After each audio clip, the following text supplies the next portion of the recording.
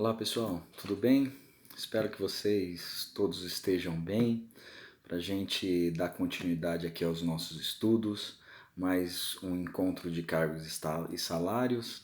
Nessa aula a gente vai falar sobre uma matéria muito importante relacionada a recursos humanos, que nada mais é do que a gestão de pessoas, né? Relacionado com nossos cargos e especificações, a titulações e gerenciamento que a gente está trabalhando com vocês, a gente verifica que gerir pessoas é fundamental por parte de uma empresa, por parte de um gerente de recursos humanos. Existe um grande administrador que ele dizia que as empresas pecam porque não sabem gerir pessoas. Se eu souber gerir pessoas, eu consigo desenvolver uma atividade melhor, uma atividade mais assertiva para o mercado competitivo de hoje, tá certo? E aí eu tenho que entender o que é essa questão de gestão de pessoas. Todo mundo fala sobre da importância de se gerir pessoas, né? Eu preciso gerir pessoas porque senão a minha empresa fica como um barco à deriva e coisas do tipo. Mas o que vem a ser a gestão de pessoas? Eu conceituei no material de vocês a gestão de pessoas como sendo uma área sensível, tá? Sensível à mentalidade que predomina nas organizações, tá? E nessa gestão de pessoas, depende alguns contingentes aí, algumas situações, como, em primeiro lugar, a questão da cultura de cada organização, né? Lembra que eu sempre falo que uma organização asiática é diferente de uma latino-americana, que é diferente de uma europeia e assim sucessivamente? Outro fator que influencia muito é a estrutura da organização. Aquela estrutura, se a empresa é de pequeno porte, se a empresa é de médio porte, se a empresa é de grande porte, igual a gente discutiu em aulas anteriores, inclusive no trabalho que vocês estão desenvolvendo comigo, tá certo? Outra variável que influencia são as características do contexto ambiental, ou seja, qual é o ambiente que essa empresa está inserida, né? O que ela executa nesse ambiente, tá certo? Será que ela executa um trabalho que o ambiente a qual ela está inserida aceita aquela política? Por exemplo, será que hoje uma empresa que não invista em sustentabilidade consegue aí fazer um planejamento a longo prazo? Acredito que não. Por quê? Porque o contexto ambiental, quando eu digo ambiental, é o ambiente da qual a empresa está inserida e ela executa, oferece seus produtos ou mesmo seus serviços. Será que esse ambiente favorece uma empresa hoje que não investe, por exemplo, em sustentabilidade? Acredito que não, tá certo? Outra variável que eu coloquei no material de vocês capaz de influenciar é o negócio da organização. Que tipo de negócio essa organização realiza? Que tipo de atividade ela realiza? E essa atividade que ela realiza precisa de uma tecnologia específica? Qual é a tecnologia a ser utilizada para desenvolver aquele produto, para oferecer para os consumidores, para os stakeholders, aquele serviço, tá certo? Que tipo de tecnologia eu insiro na minha produção, né? Como que é feito o meu processo, tanto o processo produtivo como o processo avaliativo de pessoas, ou outras formas, por exemplo, qual é o meu processo de validação para saber se um salário está condizente com o mercado ou não. Então eu percebo que esse conceito de gestão de pessoas vai muito nesse sentido, tá certo? Igual está no material de vocês, tá? Eu acredito que esse conceito, ele trabalha tudo que de alguma forma a gente já vinha trabalhando no processo do trabalho de vocês. E agora, dentro desse processo, dentro desse conceito de gestão de pessoas para um melhor desenvolvimento de uma empresa, tá certo? De uma corporação, de uma companhia, existem 4 funções que nós e vocês, gerentes de recursos humanos, né, gerentes de produtos, gerentes de serviço, ou gerentes estratégicos, ou seja, aquelas pessoas que tomam algum tipo de decisão, que são capazes, que são capacitadas para tomar algum tipo de decisão, têm que desenvolver. São 4 funções básicas que desenvolve, que vocês serão obrigados a fazer no seu dia a dia. A primeira a gente discutiu na aula passada, que foi a questão do planejamento. Porque qual que é a função do meu planejamento? É evitar que qualquer tipo de resultado da qual a empresa busque fique ao acaso. Então eu faço um planejamento para elaborar uma estratégia específica para eu chegar até um objetivo através da realização de metas, né? Eu monto um planejamento estratégico para não deixar uma volatilidade muito grande, mercadologicamente falando, impactar a minha empresa. Se eu melhor planejo, significa que eu estou melhor preparado, eu estou melhor fundamentado para tomar as minhas decisões, tá certo? No segundo ato, eu preciso identificar, preciso verificar que o profissional de recursos humanos, o gerente de recursos humanos aí, ele precisa organizar. Ele precisa organizar o quê? Todas as atividades dentro da empresa, que são exercidas dentro da empresa, as atividades que são influenciadoras para a empresa, né? aquelas atividades dos stakeholders. Eu tenho que organizar o meu corpo diretivo, eu tenho que organizar meu corpo produtivo, eu tenho que organizar o meu grupamento de recrutamento e seleção, né? Tenho que verificar quais as teorias que nós utilizamos nas nossas primeiras aulas que serão utilizadas, né? Eu tenho que organizar todo o meu material humano, porque eu trabalho com recursos humanos, e então eu tenho que organizar todos os humanos que trabalham na minha empresa. Eu tenho que gerir esses profissionais. E não tem como eu gerir esses profissionais se eu não tiver um planejamento e se eu não for organizado, porque o planejamento pressupõe uma organização, tá certo? Se eu sou uma pessoa organizada, se eu consigo elaborar um planejamento bem organizado, significa que uma das atividades, no caso aí a nossa terceira atividade, eu consigo exercer. Que atividade que é essa? A atividade de dirigir pessoas, né? Se eu parto do pressuposto que para ter um resultado satisfatório eu preciso realizar as necessidades e desejos da empresa, ser capaz de realizar as necessidades e desejos do funcionário, eu tenho que dirigir isso daí, eu tenho que dirigir o meu planejamento, eu tenho que dirigir as pessoas, eu tenho que colocar essas pessoas, cada qual no seu campo de atuação.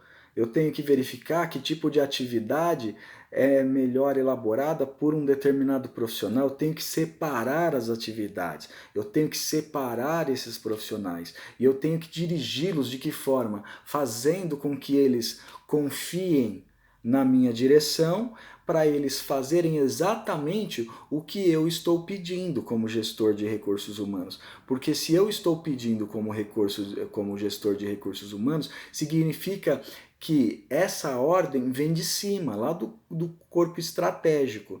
E aí eu tenho que executar. Não tem como eu executar um planejamento, por mais que ele for organizado, se eu não souber dirigir o meu corpo de funcionários, se eu não souber dirigir todos os meus colaboradores, tá certo?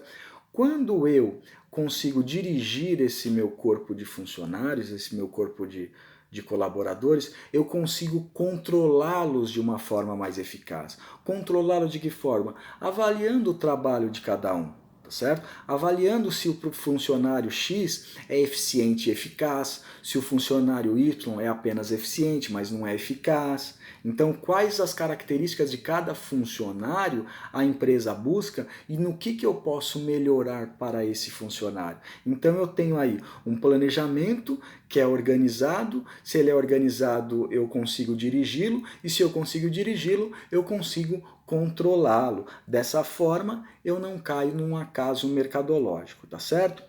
E no que tange aí a administração de recursos humanos, né, a gente tem que verificar que o que ela busca, que a administração de recursos humanos busca? O que vocês de recursos humanos, vocês de gerentes de recursos humanos buscam?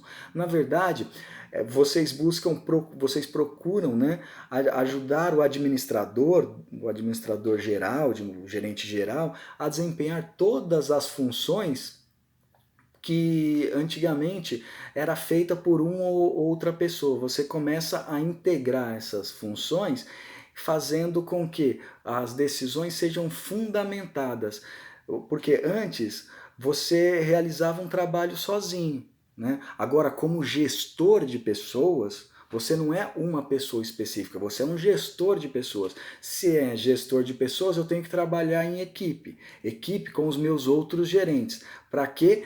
Para eu ser capaz de controlar, dirigir, planejar, executar as tarefas para alcançar as metas e objetivos da organização. Tá certo? Então, essa é uma principal base que fundamenta o nosso estudo, que fundamenta a importância da administração de recursos humanos, tá certo? Quando eu falo de administração de recursos humanos, eu tenho que prestar muito atenção no que se refere às políticas e práticas necessárias para que eu possa administrar o trabalho das pessoas. Professor, como que eu posso administrar esses trabalhos das pessoas? Como eu posso verificar a eficiência e a eficácia das pessoas? Eu coloquei no material de vocês alguns passos lá, alguns pontos, que alguns eu vou realizar, eu vou comentar com vocês aqui. A primeira questão que vocês fazem, o primeiro objetivo de vocês, seria lá fazer uma análise, descrever a modelagem do cargo, né? O que seria isso? Descrever a modelagem e a nomenclatura do cargo. Aquela relação que eu tenho que analisar, que tipo de atividade a pessoa irá executar na minha empresa, para aí sim eu dar a nomenclatura do cargo correto e aí avaliar o que eu tenho que remunerar essa pessoa, o que a lei me permite fazer, para só assim buscar no mercado um profissional capaz de executar aquelas atividades dentro da empresa. E eu nunca posso esquecer que esse profissional tem que ter o perfil da empresa a qual eu trabalho, a qual vocês trabalham, a qual vocês prestam serviço. Se eu faço isso, se eu sou capaz de analisar e descrever um cargo e essa modelagem, a gente vai pelo passo 2. Qual que é o passo 2? Recrutamento e seleção. Né? É aquela parte onde eu vou pegar o perfil da empresa, as necessidades da empresa e buscar fora do mercado, porque eu já tenho. Buscar fora da minha empresa, buscar no mercado, mas fora da minha empresa. Porque eu já tenho um perfil que solucionaria os problemas da minha empresa, os problemas que a minha empresa está passando. Eu já tenho o perfil, vamos colocar aqui entre aspas, o perfil de uma vaga específica. Se eu tenho o perfil de uma vaga específica, eu consigo elaborar um plano de recrutamento e seleção. E aí sim eu consigo falar se esse candidato será admitido ou se ele não será admitido a priori, tá certo? Fazendo esse processo de recrutamento e seleção, eu passo para o passo 3. O que seria esse passo 3? Orientar a integração de novos funcionários. Pegar esse funcionário que foi selecionado, que a gente detectou que tem um grande potencial para exercer as atividades da empresa e fazê-lo se sentir abraçado na empresa. Não fazer se sentir assim, entre aspas, um peixe fora d'água. Fazer com que ele leve o menor tempo possível para executar as suas atividades de uma forma excelência, com uma excelência. Do tipo, evitar ruídos, evitar qualquer tipo de preconceito, qualquer tipo de rejeição daquele funcionário. Por quê? Porque eu sei que aquele funcionário é capacitado, porque ele já passou num processo de recrutamento e seleção.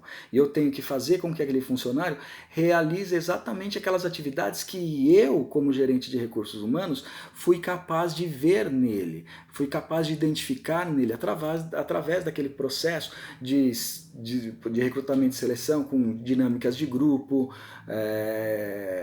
soluções de problemas individual, trabalho sob pressão e coisas do tipo, tá certo? Então eu oriento essa pessoa, oriento a minha equipe para receber esse novo funcionário da melhor forma possível, fazer com que ele se sinta parte do time, né? Que agora ele passou a não ser mais uma pessoa simples, ele passou a fazer parte do meu time empresarial, tá certo?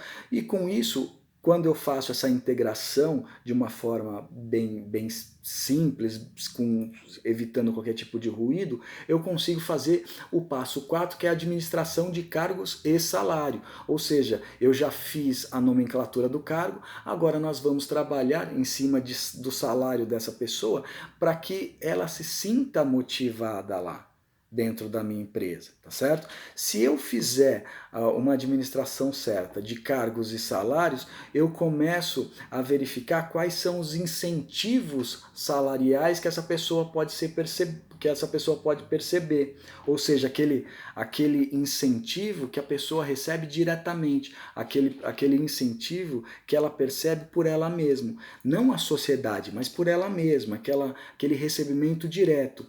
Também, trabalhando nessa questão de administração de cargos e salários, a gente verifica os benefícios sociais, ou seja, o que aquele benefício de cargo e salário que eu elaborei para ele pode realizar na vida dele fora da minha empresa, na sociedade. Será que os benefícios que eu estou oferecendo para essa pessoa é capaz de suprir as necessidades e os desejos dessa pessoa? Se for, nota 10 para mim. Eu consigo fundamentar uma variável, um motivador para ele continuar na empresa, tá certo? Dentro disso ainda, depois, quando eu estabeleci os incentivos salariais, os incentivos e os benefícios sociais, que também já foi trabalhado em aulas anteriores, só que de uma maneira muito introdutória, eu passo para o passo 6, que é avaliar o desempenho dessas pessoas. Avaliar se a pessoa é eficiente e eficaz. E aí eu consigo verificar, essa pessoa está sendo eficiente e eficaz? Vamos se dizer que não. Ah, professor, essa pessoa não está sendo eficiente e eficaz. Mas se eu verifiquei a nomenclatura do cargo de uma forma correta, se eu estou remunerando esse profissional de uma forma correta, eu já avalio que variáveis financeiras não é capaz de influenciá-lo a desempenhar um trabalho melhor. Logo, pode ser a equipe que ele está trabalhando, pode ser o local que ele está trabalhando, pode ser outras variáveis, mas não a questão do salário e remuneração, tá certo? Eu percebo que o salário e remuneração não está diretamente ligado ao desempenho das funções dessas pessoas. Tá? Quero que vocês percebam como que a matéria está se fechando. Aí, se eu consigo verificar essas variáveis de desempenho, eficácia e eficiência, eu consigo fazer uma comunicação melhor ao funcionário. Aquela comunicação mercadológica interna que evite qualquer tipo de ruído. Eu, como gestor de recursos humanos, eu tenho que entender o que vai fazer com que aquela pessoa fique motivada na minha empresa. Porque se não é salário, se não é a remuneração, se não é a equipe, alguma outra variável pode estar influenciando. E eu preciso entender qual é essa variável para eu trabalhar em cima dessa variável. E não tem como eu trabalhar em cima da variável se eu não souber qual é essa variável. E eu só saberei se eu fizer uma pesquisa na minha própria empresa. Se eu perguntar para esse indivíduo o que está fazendo ele trabalhar de uma forma como uma de desídia, por exemplo, o que não está fazendo ele desempenhar as atividades da forma que eu imaginava que ele desempenharia quando eu fiz o recrutamento e seleção. Por quê? Porque se eu não identificar isso, provavelmente eu vou continuar contratando pessoas erradas para a empresa. E se eu contratar pessoas erradas para a empresa, eu causo prejuízo para a empresa. E não é função do recursos humanos, não é função do gestor de recursos humanos causar prejuízos para a empresa. Quando eu verifico qual é o tipo de problema que esse funcionário tem através da comunicação, eu vou para a etapa 8ª, que é para a etapa de número 8. Qual seria essa etapa de número 8, professor? treinamento e desenvolvimento das pessoas. Eu tenho que chegar e dar aquele treinamento mais específico para ele, porque a priori ele recebeu, por mais que ele tenha recebido uma integração, um treinamento para entrar numa determinada empresa, para entrar e desenvolver suas atividades numa determinada equipe, ele se mostrou com alguma certa dificuldade, então eu tenho que preparar um treinamento específico para esse grupo de pessoas, ou para essa pessoa específica, vamos dizer, que seja uma pessoa de gestão, que eu seja uma vaga de contratação, onde eu contratei um gerente. E por que esse gerente de produto, vamos colocar aqui, esse gerente de produto não exercita a sua atividade de uma forma correta? Eu tenho que planejar, eu tenho que fazer um treinamento para fazer com que esse gerente execute a sua atividade de uma melhor forma possível. Fazendo isso, o que me acarreta? O ponto 9. Qual seria o ponto 9? O desenvolvimento organizacional. Eu preparo as pessoas para ela exercer a atividade e trazer um lucro esperado pela empresa. Então a empresa ganha, o funcionário ganha, eu, como responsável pelo departamento de recrutamento e seleção, verifico que o meu trabalho está sendo reconhecido. Então, ou seja, todo mundo ganha nessa escala de valores empresarial dentro da minha empresa. Quando eu desenvolvo um movimento tem esse desenvolvimento organizacional, eu posso verificar que a minha empresa ela proporciona ao indivíduo uma segurança, uma qualidade para desempenhar suas funções, uma higiene de vida, uma qualidade de vida no trabalho, né? Eu verifico que a pessoa está motivada a continuar trabalhando na minha empresa. E quando eu falo qualidade de vida no trabalho, não estou falando com relações a acidentes, única exclusivamente a acidentes, por exemplo, acidentes físicos. Estou falando também a acidentes psicológicos, né? As pessoas, às vezes, na maior parte das vezes, trabalham sob pressão em uma determinada empresa, né? Então, quando a pessoa desenvolve um trabalho sob pressão, será que ela tem uma higiene capaz de realizar pensamentos ou de pensar de uma forma a agregar um valor para que ela não tome decisões erradas, que ela não seja motivada pela emoção e sim pela razão dentro da minha empresa? Sabe? Tipo, será que eu consigo elaborar, que eu consigo no meu planejamento verificar que tipo de pressão essa pessoa é capaz de suportar ou não? Né? Às vezes eu tenho que verificar isso, que tipo de pressão a pessoa que eu estou contratando vai passar. Né? Ela tem essa capacidade, ela tem esse controle que a gente verifica, a gente chama de controle emocional para exercer aquele tipo de atividade? Às vezes sim, às vezes não, e cabe a vocês desempenhar esse papel. Cabe a nós, gestores de recursos humanos, identificar se essa pessoa será ou não capaz de ter um controle emocional para exercer a sua atividade dentro da empresa. Porque se ele não tiver, ele vai causar um prejuízo dentro da minha empresa, tá certo? Quando eu proporciono uma segurança maior para as pessoas desempenharem, para os colaboradores desempenharem o trabalho dentro da minha empresa, eu evito relações conflituosas com alguns órgãos de classe, que pode vir me trazer problema. Está lá no tópico 11. Que órgãos de classe são esses, professor? Os sindicatos, aquelas relações relações às vezes que conflituosas com os sindicatos, né, que a gente verifica que muitas vezes os sindicatos pedem greve, pedem aumento de salário, às vezes vocês são responsáveis por fazer reuniões e para chegar em um acordo para evitar paralisações, para fazer com que todo o aglomerado nessa questão, quando eu falo aglomerado, é a empresa, a sociedade, os colaboradores e os sócios da empresa, os investidores ganhem. Todo mundo tem que ganhar. A gente falou sobre a questão dos stakeholders, onde todo mundo tem que ganhar, né? Então, em uma relação mercantil é muito importante que todas as pessoas se sintam felizes, se sintam realizadas. Se as pessoas se sentirem realizadas, provavelmente a relação irá se perdurar. Caso contrário, a probabilidade da empresa fechar é muito grande, tá certo? E quanto aos objetivos? Os objetivos da gestão de pessoas são variáveis, tá? São variados.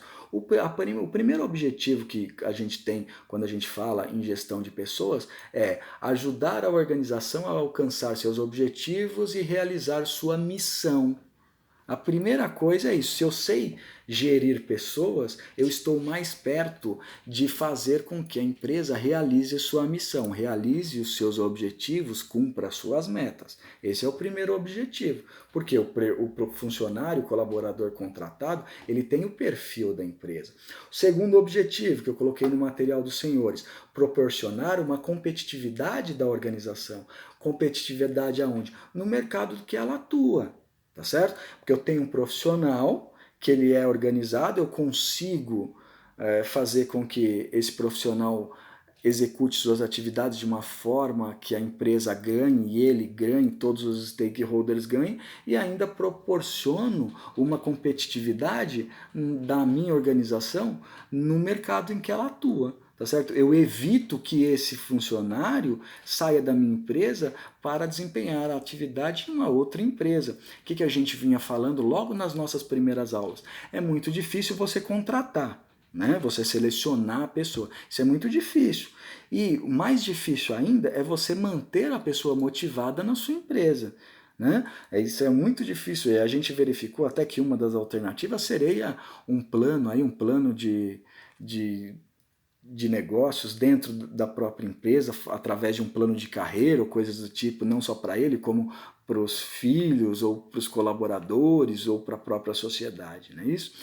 E como objetivo 3 lá, eu coloquei para vocês que a administração de recursos humanos ajuda a proporcionar à organização pessoas bem treinadas e bem motivadas. Se as pessoas são bem treinadas, se eu consigo realizar, se eu conseguir ouvir as pessoas, qual é o problema delas, para elas se manterem motivadas, e conseguir fazer esse treinamento, as pessoas não vão trocar de empresa. As pessoas vão ficar na minha empresa, vão manter uma fidelidade com a minha empresa, tá certo? Se elas estão motivadas, significa que elas estão trabalhando de uma forma com que traga à empresa maior qualidade. Maior qualidade significa maior rentabilidade para a empresa. Tá? Eu executo o meu trabalho com uma maior qualidade. Significa que a empresa a qual eu trabalho também tem uma qualidade a ser percebida no mercado.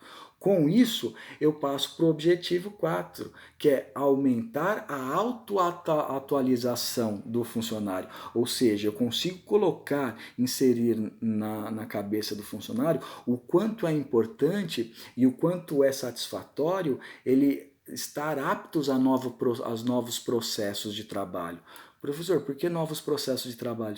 Simples, gente. A sociedade não está mudando, a gente não está no século da tecnologia. Hoje, o que é novidade hoje, amanhã já não é mais. Então, eu tenho que manter esse meu funcionário, esse meu colaborador, sempre atualizado. Fazendo isso, mantendo esse trabalhador atualizado, eu faço com que ele tenha uma maior qualidade de vida no trabalho, que ele desempenhe as atividades dele de uma forma mais assertiva. Fazendo isso, eu consigo colocar na cabeça dele, consigo inserir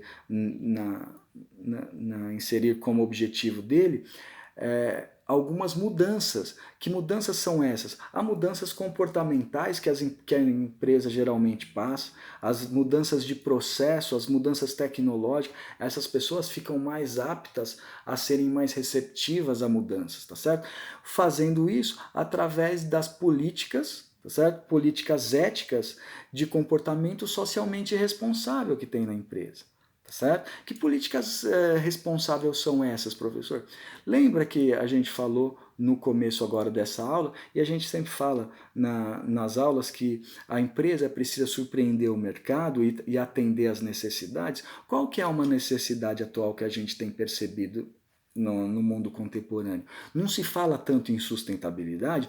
Professor, mas o que é sustentabilidade? Sustentabilidade é você atender às necessidades atuais e, se possível, os desejos atuais dessa sociedade contemporânea, sem comprometer as gerações futuras. desempenhar trabalhos, atividades, fornecer produtos que não agrida, por exemplo, a natureza, seja no produto específico ou seja no processo de produção, tá certo? Ou seja numa qualidade de vida para o meu funcionário, numa qualidade de vida para a própria sociedade dele, a qual ele está envolvida como um todo, tá certo? Eu ganho numa força de marca, né? Eu ganho no investimento, tá certo? Então, com relação a essa questão de relações de pessoas, esse era o tópico da aula número 6 que a gente tinha preparado para vocês. O resto a gente se vê nas aulas ao vivo, tá certo? Um grande beijo para vocês, acompanhem sempre as aulas com os slides, com o material para vocês e leiam os artigos também que eu passo para vocês, que é de fundamental importância, tá certo? Um beijo para vocês e todos fiquem com Deus e se cuidem.